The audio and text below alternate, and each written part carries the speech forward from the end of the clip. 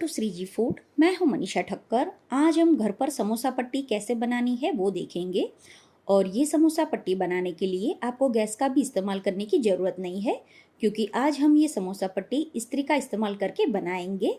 तो चलिए इसे बनाना शुरू करते हैं। सबसे पहले हमें समोसा पट्टी बनाने के लिए उसका आटा लगाना है। तो यहाँ पर मैंने 2 कप मैदा लिया है, जिसमें से 1.5 कप मैदा एक बर्तन में निकाल लिया है और आधा कप मैदा मैंने कप में ही रखा है। फिर जो बर्तन में मैदा है उसमें स्वाद अनुसार नमक और 1 चम्मच हम घी डालेंगे और फिर नमक और घी को अच्छी तरह से मिक्स कर लेंगे। ये मिक्स हो जाए उसके बाद इसमें ज़रूरत अनुसार पानी डालना है और जैसा हम नॉर्मल पूरी के लिए आटा लगाते हैं वैसा ही आटा लगाकर तैयार करना है। तो इस तरह से ज़रूरत अनुसार थोड़ा थोड़ा पानी डालते जाए ताकि आटा सॉफ्ट ना हो जाए। इस तरह से आटा मिक्स हो जाए उसके बाद हाथ में थोड़ा पानी ले और इस तरह से पानी को छिड़कते जाए और आटे को अच्छी तरह से मिक्स करते जाए।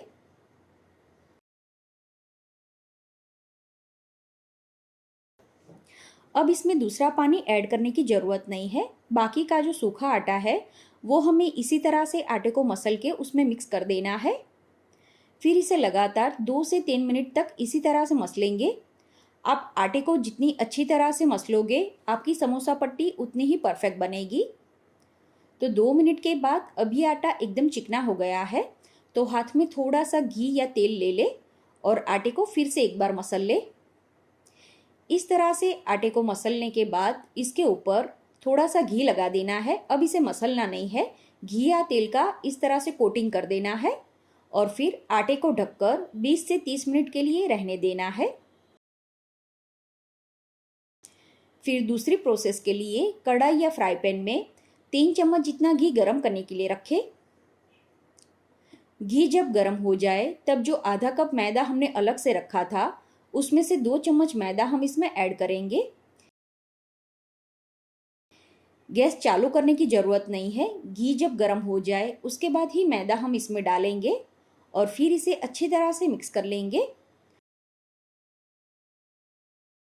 तो आप देख सकते हैं घी और मैदा मिक्स होके इस तरह से उसका पेस्ट बन गया है। बताया उस तरह से इसे गैस चालू करके पकाना नहीं है, सिर्फ इसी तरह से इसे मिक्स करना है। अब इसे साइड में रख देंगे और जो आटा हमने लगा कर रखा है उसे भी इस्तेमाल करने से पहले एक बार मसल लेना है। आटे को मसल ले उसके बाद इसमें से लोइयां बनाएंगे। तो इस आटे में से मैंने सेम साइज के 8 लोए बनाकर रेडी किए हैं। अब थोड़ा सूखा आटा या मैदा लेना है और फिर इसमें से छोटी पूरी या पराठा बेल के रेडी करना है। तो इसे बेलने के लिए आप चकला या फिर इस तरह की जो सिलिकॉन मैट आती है उसका इस्तेमाल कर सकते हैं। तो इस तरह से मैंने पहले 4 रोटी बेल के रेडी की है और सारी सेम साइज की ही रखनी है। फिर एक रोटी ले ले और उसके ऊपर जो मैदा और घी का मिश्रण हमने बनाया है वो अच्छी तरह से मिक्स कर लेना है और फिर उसे रोटी के ऊपर लगा देना है। इसे सही तरह से लगाना बहुत ही ज़रूरी है। तो इसके किनारों तक और सेंटर में सभी जगह पर इसे हम अच्छी तरह से लगा देंगे।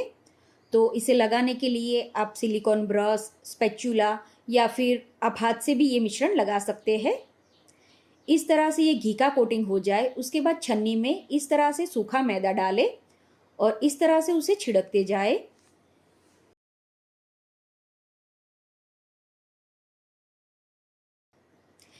इसे आपको हाथ से फैलाना नहीं है, इसी तरह से छन्नी की मदद से ही आपको इसे छिड़कना है।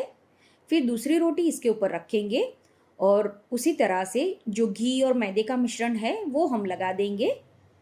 फिर छन्नी की मदद से मैदा डालेंगे। फिर तीसरी रोटी रखेंगे।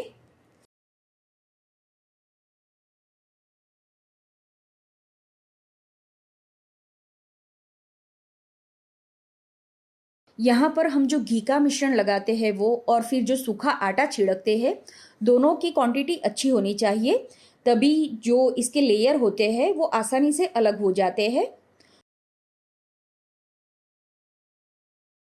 तो तीनों लेयर इस तरह से कर दे उसके बाद आखिर में जो लास्ट वाली रोटी है वो इसके ऊपर रखेंगे और सिलिकॉन मैट के ऊपर जो सूखा मैदा या फिर आटा हो वो हम छिड़क देंगे।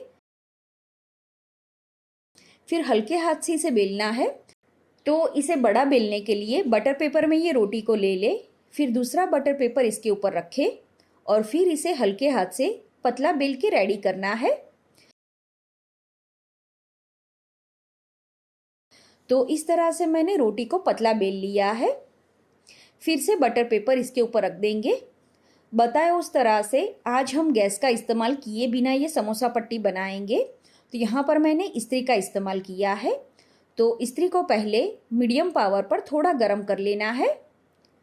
इस्त्री जब गर्म हो जाए फिर बटर पेपर के ऊपर इस तरह से आपको इस्त्री को चलाना है। इसके किनारों तक हमें इस्त्री को सही तरह से चलाना है ताकि इसके लेयर एकदम अच्छी तरह से खुल जाए। और इस तरह से उसे पलटा के दूसरी साइड भी ये प्रोसेस करना है। तो इस तरह से बटर पेपर को पलटाते हुए 2 से 3 बार ये प्रोसेस करेंगे। अगर आपको ज़रूरत लगे तो इसे कॉटन के कपड़े के ऊपर रख दें और फिर आप इसके ऊपर इस्त्री चलाएं। तो आप देख सकते हैं आसानी से इसके लेयर अलग हो जाते हैं। तो इस तरह से तीनों रोटी के लेयर मैं अलग कर देती हूँ। तो बताई हुई टिप्स का और मेज़रमेंट का ध्यान रखकर अगर आप ये समोसा पट्टी बनाओगे तो अगर आप पहली बार ये समोसा पट्टी बनाओगे फिर भी एकदम परफेक्ट बनेगी।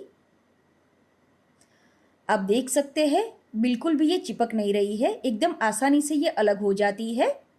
तो घी का मिश्रण और मैदा आप इसमें सही तरह से लगाए। चारों रोटी को इस तरह से अलग कर ले। उसके बाद इसे कट कैसे करना है वो भी देख लेते हैं।